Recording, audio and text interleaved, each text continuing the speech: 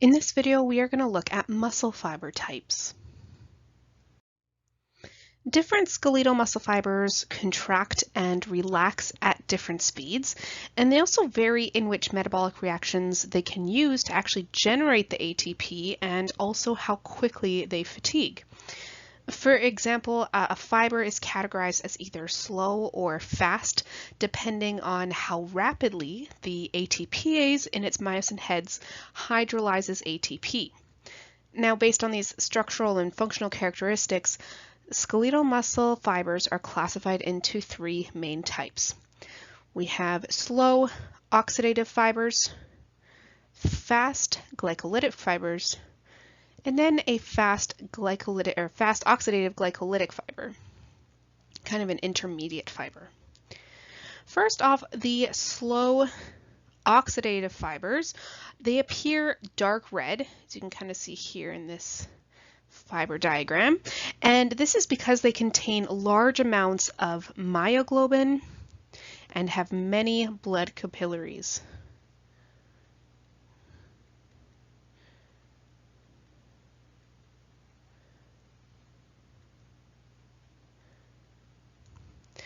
They have very large mitochondria, and they generate ATP mainly by aerobic respiration, so they require oxygen for that. And the ATPase in the myosin heads hydrolyzes ATP relatively slowly. And because of that, the contraction cycle proceeds at a slower rate than fast fibers. So these ones are going to have large mitochondria.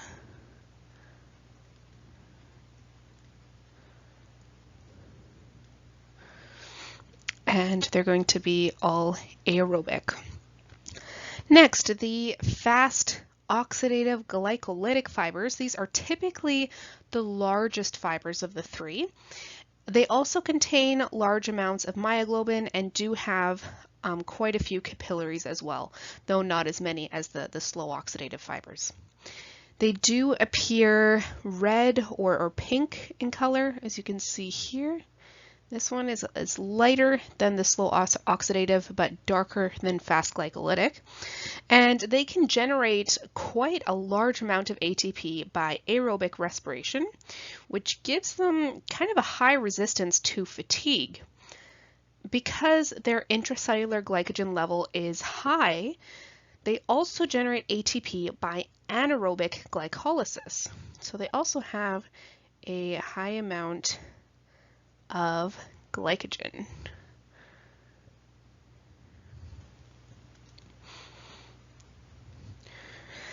They're also considered fast because the ATPase in their myosin heads hydrolyzes ATP about 3 to 5 times faster than the slow oxidative fibers.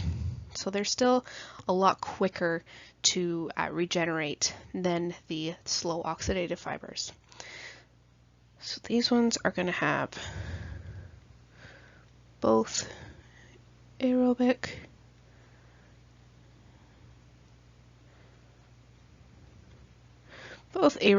and anaerobic. Now lastly, we have these fast glycolytic fibers. These have a very low myoglobin content, relatively few blood capillaries, and very few mitochondria. As you can see here, they do appear pretty well white in color. So they do contain large amounts of glycogen.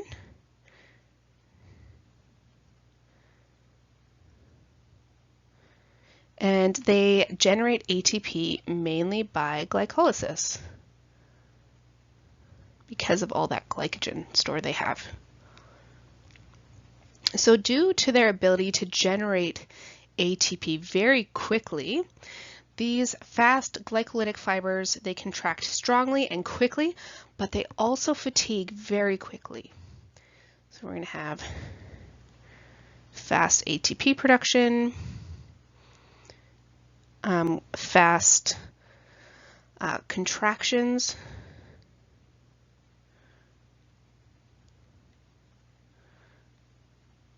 and then quick fatigue as well.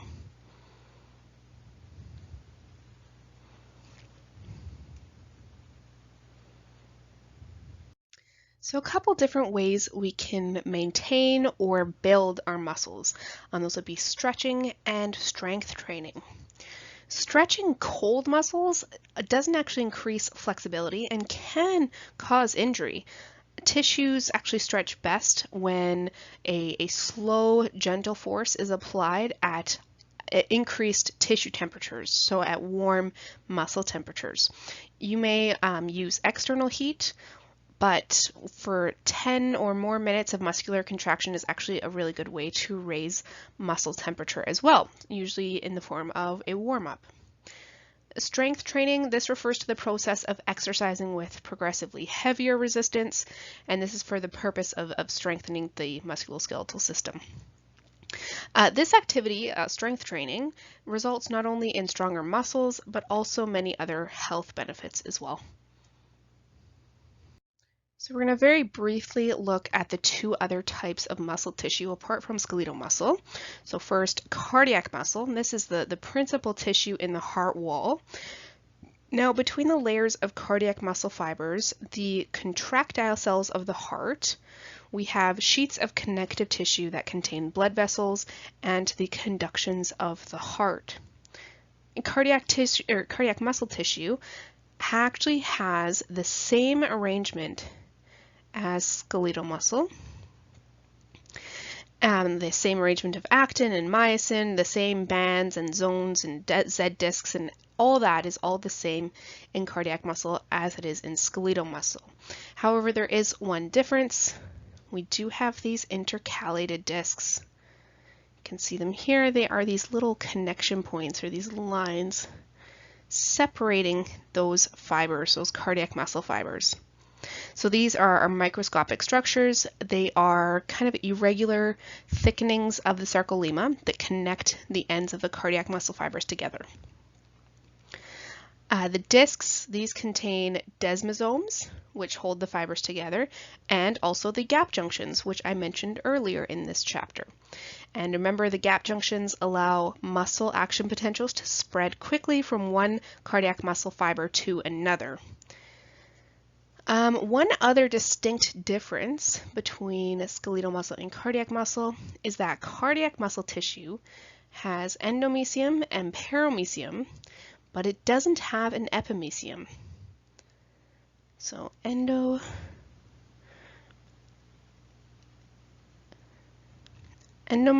and perimysium.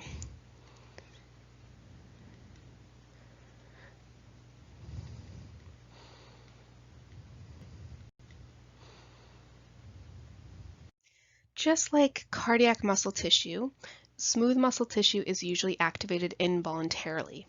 Now there are two different types of smooth muscle tissue. The first one is visceral, otherwise called single unit smooth muscle tissue.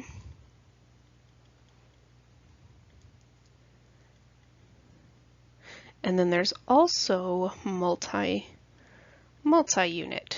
smooth muscle.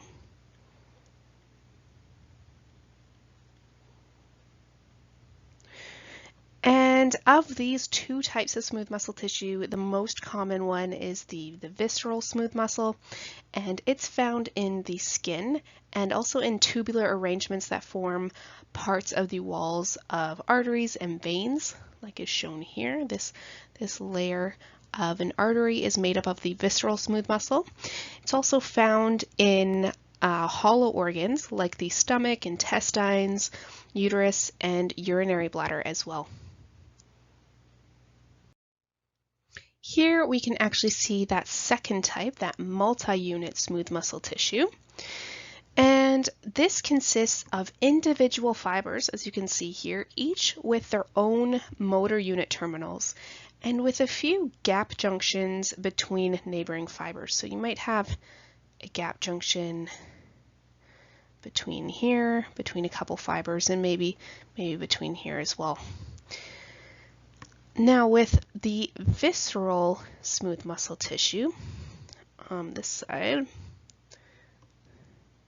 when you have stimulation of one visceral muscle fiber, it causes the contraction of many adjacent fibers, as you can see here. So stimulation here would cause all of these to all contract because they're all going to be connected by those gap junctions. In contrast, when you have stimulation of a multi-unit fiber, this causes contraction of one fiber only, because it's not going to be connected to a lot of others. The sarcoplasm of smooth muscle fibers does contain thick and thin filaments, but they're not arranged in orderly sarcomeres as in striated muscle.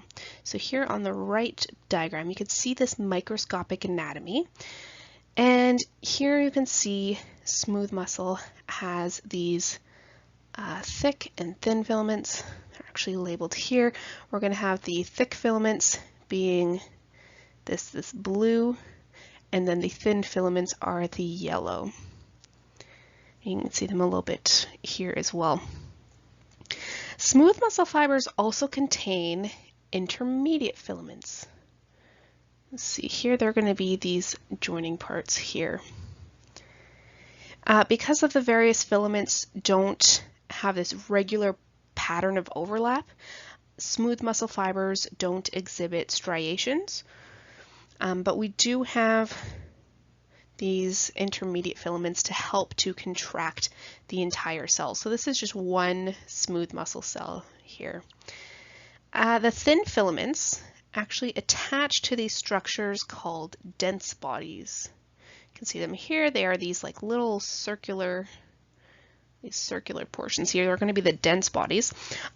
Functionally, they're really similar to these Z discs in striated muscle fibers. You have some dense bodies are dispersed throughout the sarcoplasm, and others are actually attached to the sarcolemma.